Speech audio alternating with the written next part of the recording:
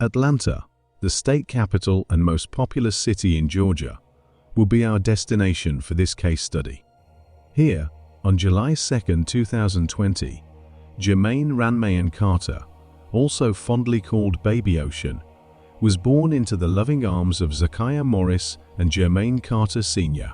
Being a very happy baby, he was known to bring his family endless happiness with his contagious smile. Unfortunately, his promising life was taken from him before it had a chance to fully begin. When Baby Ocean was 6 months old, on February 2, 2021, he was taken to Easter Seals Center Sylvan, a daycare center in southwest Atlanta. It was discovered that the child was not responding after a few hours. An ambulance quickly arrived after a 911 call was placed. The child was taken to the hospital immediately, but sadly, he did not survive. Natural causes were initially assumed to be the cause of Baby Ocean's death. But in 2023, almost 2 years after the terrible event, Zakiah, the mother of the child, called the police. The precise nature of this conversation is still unknown, but it sparked a fresh look into Baby Ocean's death circumstances. Following the tragic incident involving Baby Ocean, law enforcement officials contacted the Georgia Department of Early Care and Learning in an attempt to identify the staff members who were present. After this investigation, 2 people who were in the facility when the child died were found. Stephanie Thompson was the name of one of the women. Important information regarding what happened on that fateful day started to come to light as the investigation progressed. Stephanie revealed in the interview that on the day in question, Baby Ocean had fallen asleep in her arms. She then took great care to place the baby on a bobby pillow, making sure he was facing up, and she went on to work on her laptop. The other employee was not in the room where Baby Ocean was sleeping at that particular moment. 2 other kids in Stephanie's care woke up from naps while she was still working, so she took care of them. When Baby Ocean was last checked on by Stephanie, he was still asleep. But soon, when left alone, the 6-month-old started to make noises. The child lifted his arm, and Stephanie thought he was just adjusting his posture. Stephanie went back to check on Baby Ocean after finishing her tasks with the other kids, and she was horrified to see that he had stopped breathing. Immediately after, a 911 call was made, and CPR was started in an attempt to save the baby's life, but sadly, it was unsuccessful. Following Stephanie's interview, officials thoroughly examined the training materials, and they discovered something significant. It was discovered that boppy pillows were not listed as acceptable safety materials for use when a baby was sleeping. It was evident from the official records that all infants were to be put into a crib or car seat for naps. Lena Barber, the daycare director where Baby Ocean died, made it clear that boppy pillows were only for kids who were awake. The U.S. Consumer Safety Commission released disturbing information about the inherent risks of boppy pillows, especially with regard to suffocation hazards. Remarkably, the federal department recalled specific boppy pillows 7 months after Baby Ocean's untimely death. The tragic deaths of 10 babies across the country served as the impetus for this recall. If infants were able to move, the CPSC made it clear that they ran the risk of suffocating or getting into positions that inhibited their breathing. The possibility of babies rolling off the pillow's surface adds even more serious safety concerns. Essentially, it was determined that Stephanie and the daycare center had violated state laws by failing to provide sufficient supervision and by putting a child in a dangerous sleeping environment. Following these discoveries, Stephanie was taken into custody and accused of second-degree murder and second-degree child abuse. Stephanie was not granted bond during her first court appearance on June 13, 2023. Stephanie's future is currently uncertain due to the uncertain final result of her legal proceedings. 17-year-old Gladis Arellano lived in Boyle Heights, Los Angeles in 1996. She was beautiful, intelligent, and had big dreams for her life. Gladys was last seen on January 28, 1996, leaving her home. When she failed to return home later in the day, she was reported missing by her family.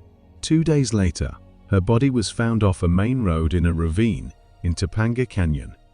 She had been assaulted and strangled. Serology evidence was collected from her body, and a DNA profile of the unknown offender was uploaded to the state and federal DNA databases, but a match could not be found.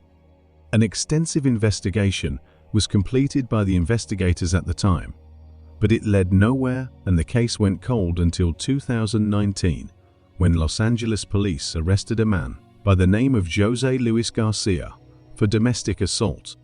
During the booking process, DNA swabs were taken from Garcia and processed.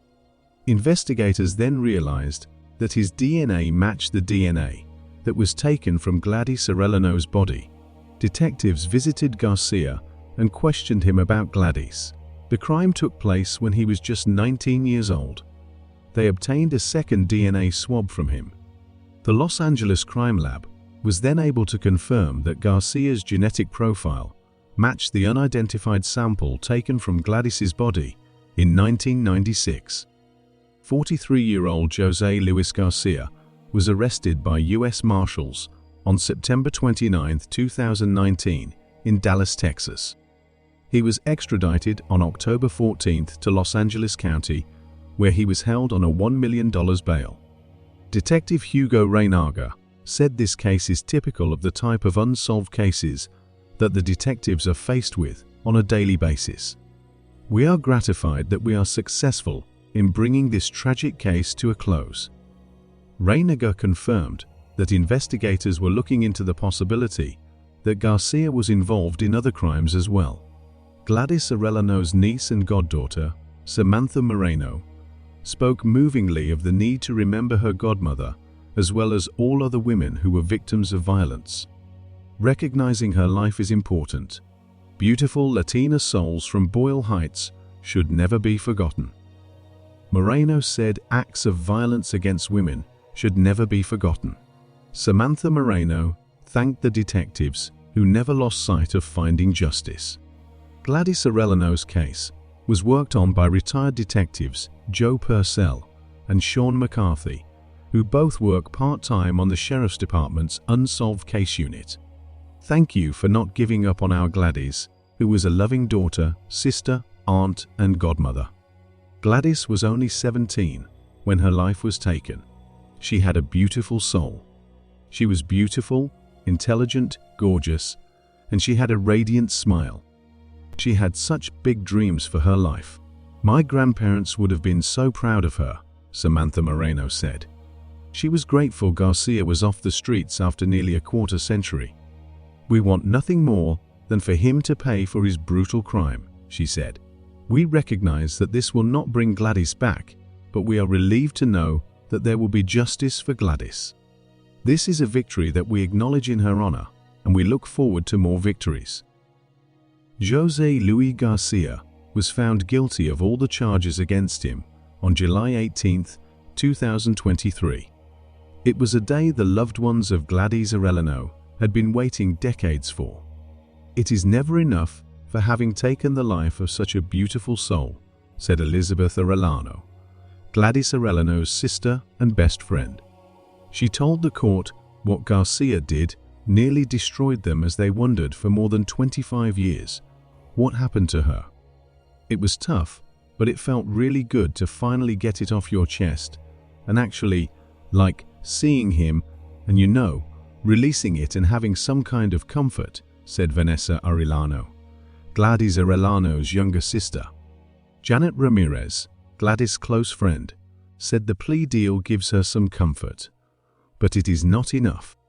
19 years is never enough, but I have comfort knowing now she can rest, that the perpetrator is going to be behind bars, because for 25 years, I've lived with the guilt of not knowing what I could have done different, Ramirez said.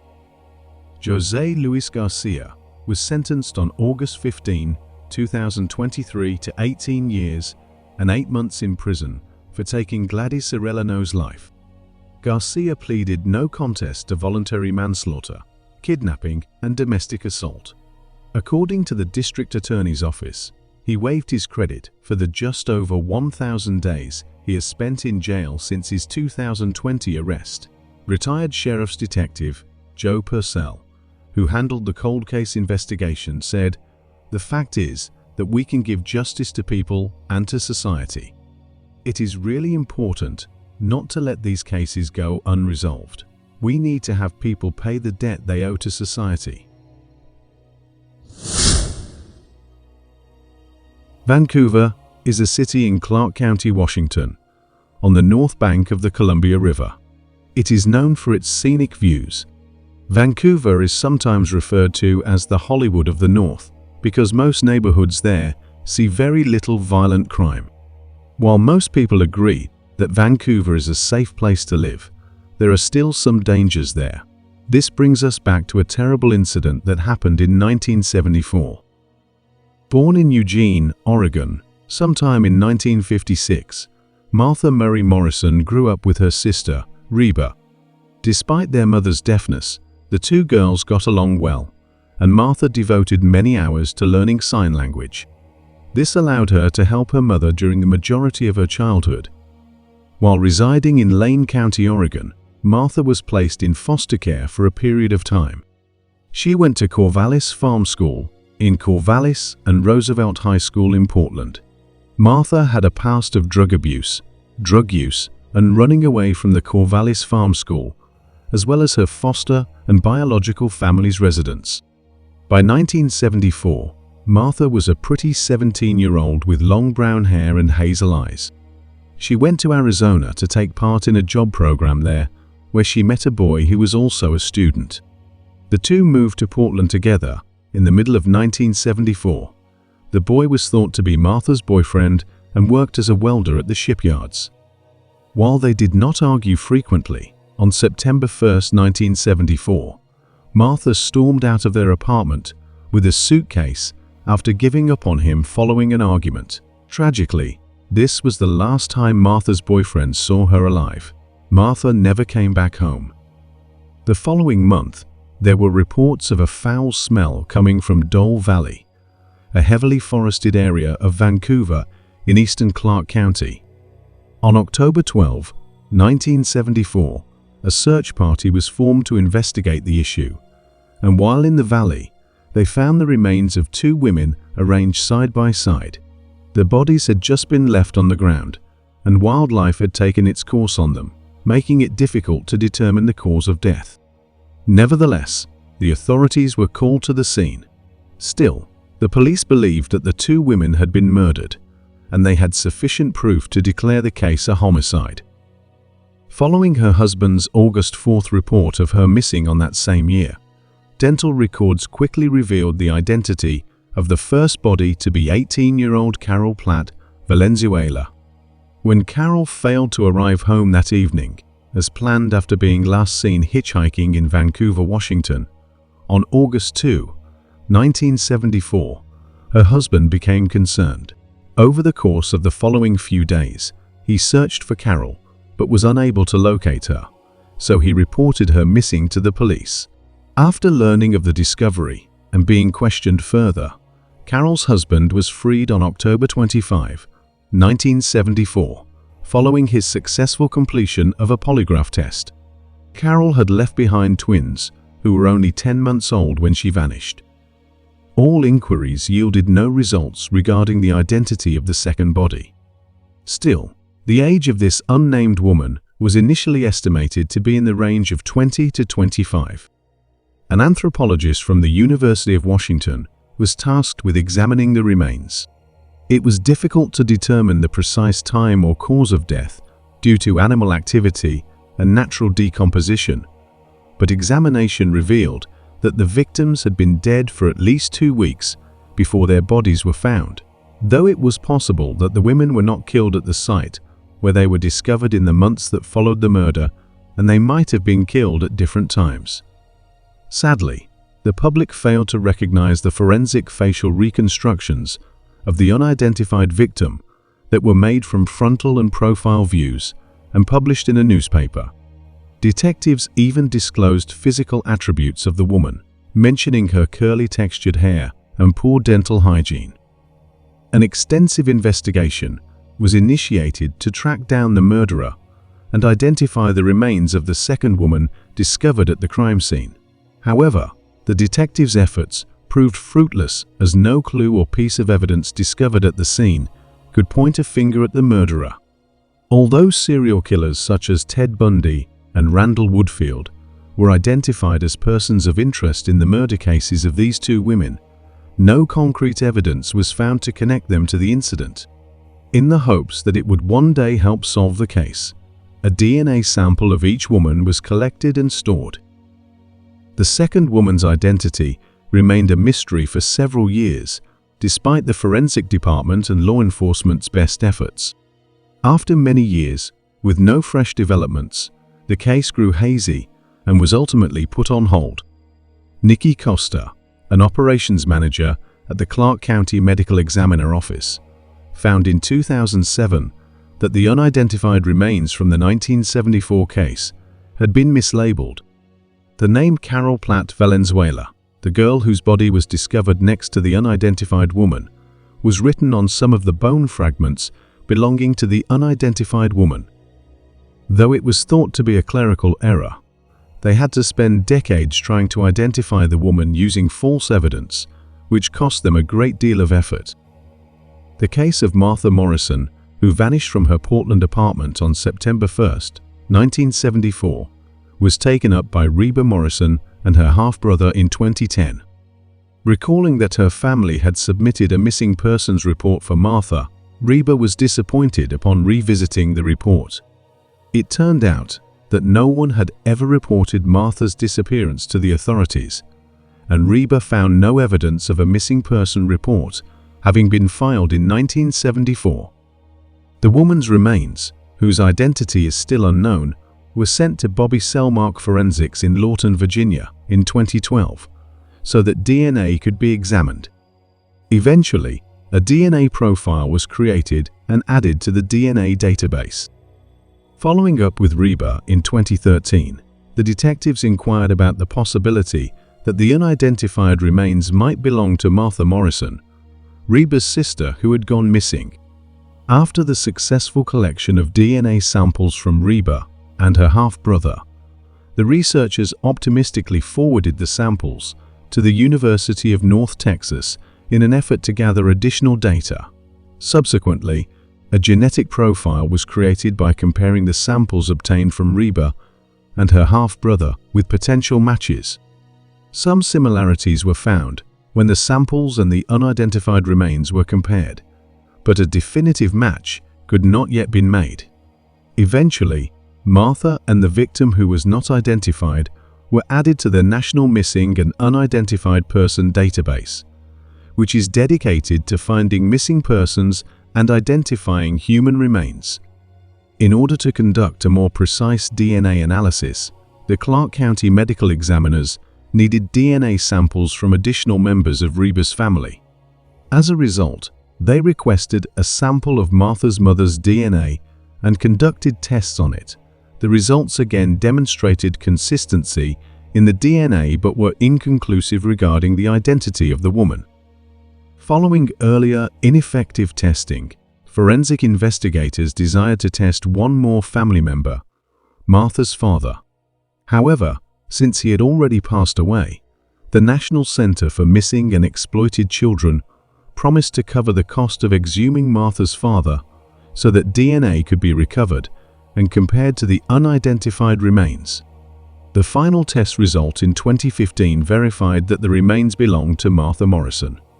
Ever since, the Washington State Police have been examining evidence from cases involving suspected serial killers in an attempt to link them to the killings of Martha and Carol. While sifting through the evidence, the detectives discovered a woman's DNA sample that had been unidentified and discovered on the grip of an air pistol that belonged to a serial killer. When this DNA sample turned out to be an exact match to Martha Morrison's, the detectives hit the jackpot. In her testimony, a forensic scientist from the Washington State Patrol Lab in Vancouver, stated that there was a 1 in 30 billion chance that the partial DNA profile she created from the weapon and Martha's remains matched. Warren Leslie Forrest was identified as the serial killer whose gun contained Martha's DNA. Warren was already serving a life sentence in 2017 for the July 11, 1974 murder of Krista Blake, a 20-year-old who was last seen getting into his blue Ford Econoline cargo van close to downtown Vancouver. On October 2, 1974, Warren was taken into custody for the murder of Krista. This was only 10 days prior to the bodies of Martha and Carol being found in Dole Valley. In an effort to gather more information that would strengthen their case against Warren, investigators kept probing his past. Upon being finally questioned about this accusation, Warren refuted having killed Martha and Carol. Warren was charged with Martha Morrison's murder, though, after a forensic scientist from the Vancouver and Washington State Patrol Lab testified that the partial DNA profile she created from the weapon matched the partial DNA profile from Martha's remains. Prosecutors used this fresh evidence to file a new murder conviction against Warren in 2019, but he would still be serving a prison sentence for the previous killings. In January 2023, Warren's trial got underway, and over 30 witnesses who had testified against him appeared. The family members of 16 years old Jamie Grissom and 14 years old Diane Gilchrist, as well as the other 6 girls and women who were allegedly killed by Warren, were among the people who attended the trial. In order to prove that Warren, who was now 74, had a pattern of kidnapping, abusing, and killing women in the early 1970s, the prosecution called Norma Jean Lewis to the witness stand. In the year that Martha vanished, Norma Jean Lewis, another victim of Warren's, was only 15 years old when she managed to escape Warren's kidnapping and assault. After Warren had bound Norma to a tree and abandoned her for dead back in 1974, Norma was able to slither out to a road and seek assistance. When Warren was on trial in 2023, Norma gave testimony in court, saying that Warren had approached her as soon as she had left the Oregon Environmental Council after work to go to her next volunteer job. Warren approached her and inquired about her availability for a modeling job. Norma agreed to go with Warren and got into his blue van since he was very convincing. After that, he allegedly drove her to Portland's Washington Park, where he attacked her with a knife and attempted to choke her. According to Norma's testimony in court, Warren had led her out of the car with a noose around her neck, bound her in his trunk, shot her multiple times with an air pistol, which was used as evidence in Martha's case, strangled her until she passed out, covered her with logs, and abandoned her for dead.